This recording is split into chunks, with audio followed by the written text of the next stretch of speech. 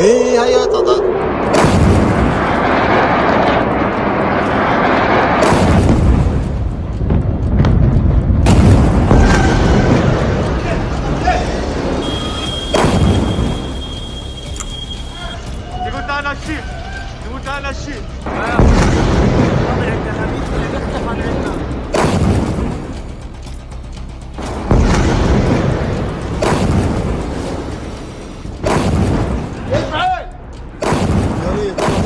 طلع صاروخ وين جاي، طلع صاروخ وين جاي.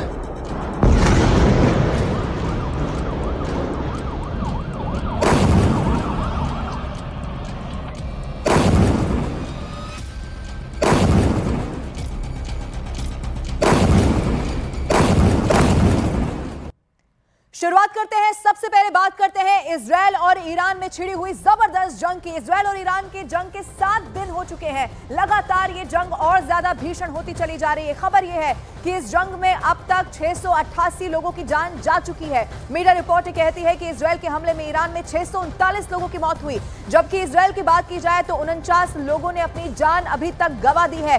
दोनों तरफ से भीषण तबाही की तस्वीरें सामने आ चुकी हैं। कल ईरान ने बहुत बड़ा हमला इजराइल पर किया, लेकिन उसके बाद इजराइल ने भी बता दिया कि वो पूरी ताकत के साथ पलटवार करना जानता है। दोनों तरफ से नुकसान भी हो रहा है। हालांकि ईरान में मौत का आंकड़ा ज्यादा है, लेकिन इजराइल को भी कोई कम नुकसान नहीं हुआ है। तेल अवीव जैसे बड़े बड़े शहर तबाह बर्बाद होते हुए नजर आ रहे हैं, जो ईरान अटैक कर रहा है। अब ऐसे में सवाल यह है कि आने वाले दिनों में क्या अमेरिका सीधा कूद सकता है इस युद्ध में? क्या अमेरिका आखिरी बार ईरान पर कर सकता है, जैसा कि वो बार बार चेतावनी देता हुआ भी नजर आ रहा है? ये तस्वीरें आपकी टेलीविजन स्क्रीन पर है। तेल अवीव में ईरान ने जबरदस्त हमला किया और हमले में इमारत कैसे ध्वस्त हो गई है, रिहायशी इलाकों को कैसे नुकसान पहुंचा है, ये तस्वीरें बताती हैं। जो गर्जना आप इस वक्त सुन सकते हैं, ये ईरान के मिसाइल हमलों के बाद। सबसे बड़ी बात यह है कि ईरान अब बैलिस्टिक मिसाइलों का भी इस्तेमाल करने लगा है।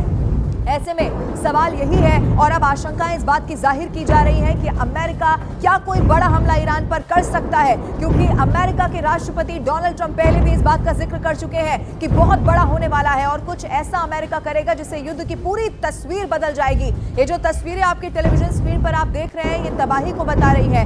इजराइल में कैसी बर्बादी वहां मची हुई है, क्योंकि हॉस्पिटल को भी कल ईरान ने निशाना बना लिया है। अब इजराइल इस वक्त आग बबूला है। नेतन्याहू पूरी तरह से तैयारी में है कैसे और बड़ा طلع الناس طلع الناس هنا. اوف اوف اوف صار الذبح هسه استنى مش ورين سوري معنيين. طلع الناس طلع الناس هنا. اوف اوف اوف صار الذبح هسه استنى مش ورين سوري. लेकिन अमेरिका से हमले की आशंका के बीच ईरान ने इजराइल की बमबारी का मुंह तोड़ जवाब दिया। उसने एक बार फिर तेल अवीव शहर पर मिसाइलों की बारिश कर दी। तेल अवीव इजराइल की आर्थिक राजधानी है और जंग के पहले ही दिन से ईरान की सेना के टारगेट पर है। न्यूज एजेंसी रॉयटर्स के मुताबिक ईरान ने एक ही झटके में 25 मिसाइलें वहां फोड़ दी और इस दौरान तेल अवीव और उसके आसपास के इलाकों में इतने भयंकर विस्फोट हुए कि वहां रहने वाले लोगों की सांसें अटक गईं। परमाणु ठिकानों पर इजराइल की बमबारी के बाद ईरान ने जबरदस्त पलटवार किया। उसकी मिसाइलों की गर्जन से एक बार फिर इजराइल की आर्थिक राजधानी तेल अवीव में दहशत फैल गई। वहां आसमान में एक साथ कई मिसाइलें पहुंच गईं। उन्हें देखते ही लोगों का डर के मारे बुरा हाल हो गया। वो जान बचाने के लिए सुरक्षित ठिकानों की ओर दौड़ पड़े, लेकिन मिसाइलों की रफ्तार बिजली से भी तेज थी।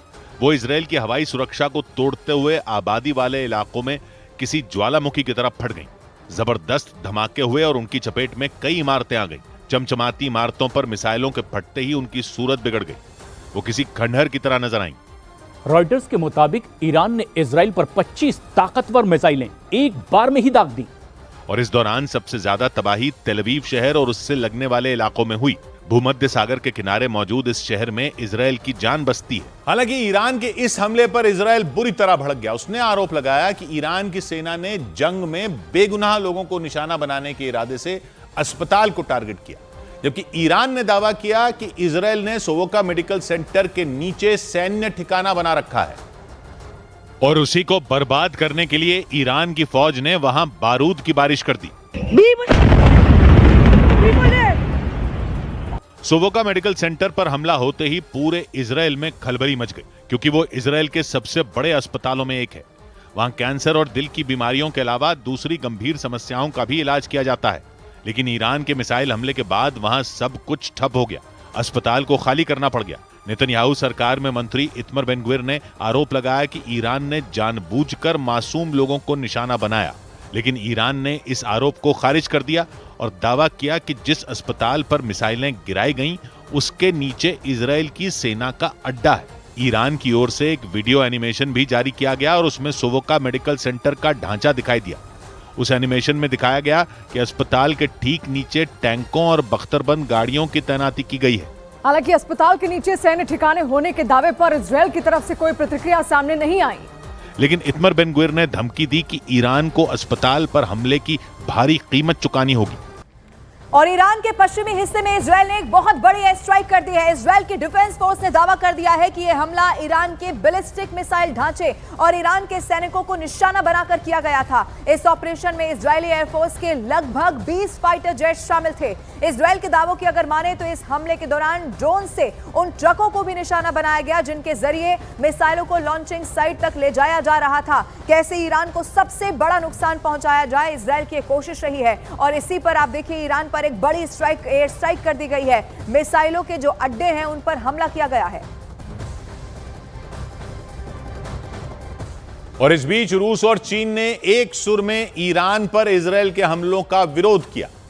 इस मुद्दे पर रूसी राष्ट्रपति पुतिन ने चीन के राष्ट्रपति शी जिनपिंग से फोन पर बातचीत की। इस दौरान दोनों नेताओं ने न सिर्फ ईरान पर इजरायल के ताबड़तोड़ हमलों की निंदा की, बल्कि इसे संयुक्त राष्ट्र के नियमों के खिलाफ भी बताया।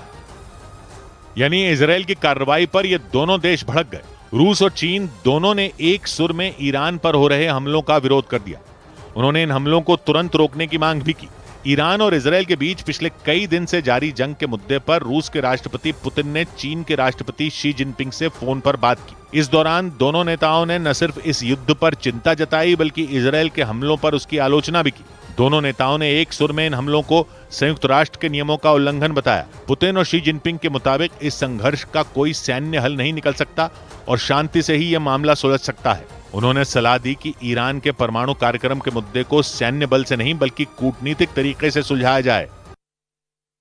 जंग के बीच ईरान का सरकारी न्यूज चैनल हैक कर लिया गया। उस पर अचानक हिजाब आंदोलन से जुड़े वीडियो चलते दिखाई दिए। आशंका जताई गई कि ईरान के सरकारी न्यूज चैनल को इजरायल ने हैक किया और उस पर 2022 के हिजाब आंदोलन से जुड़े वीडियो चलवा दिए। क्योंकि अचानक ईरान के सरकारी न्यूज चैनल पर कुछ महिलाएं अपने बाल काटती हुई दिखी। दावा किया गया कि ये वीडियो 2022 के थे। तब ईरान में हिजाब की सख्ती के खिलाफ महिलाएं सड़कों पर उतर आई थीं। ईरान के कई शहरों में तब जोरदार प्रदर्शन हुए थे और उन्हीं प्रदर्शनों के वीडियो एक बार फिर ईरान के सरकारी न्यूज चैनल पर दिखाई दिए, वो भी बगैर ईरान की मर्जी के। इसके बाद स्क्रीन पर एक अपील भी लिखी नजर आई। दावा किया गया कि जिन हैकरों ने ईरान के सरकारी न्यूज चैनल का सर्वर हैक किया, उन्होंने ईरान के लोगों से यह अपील भी की कि वो वहां की इस्लामी सरकार के खिलाफ सड़कों पर उतर आएं। कुछ लोगों को शुरुआत में लगा कि ये कोई तकनीकी खराबी होगी, इसीलिए उन्होंने चैनल बदला और फिर दोबारा न्यूज चैनल लगाया। लेकिन इसके बावजूद न तो वो वीडियो हटे और न ही अपील बदली। ईरान के अधिकारियों ने आशंका जताई कि ये काम इजरायल में बैठे हैकरों ने किया। हालांकि कुछ देर बाद हालात सामान्य हो गए और ईरान के सरकारी न्यूज चैनल पर दोबारा वहां के सुप्रीम लीडर खामनेई की तस्वीर दिखना शुरू हो गई।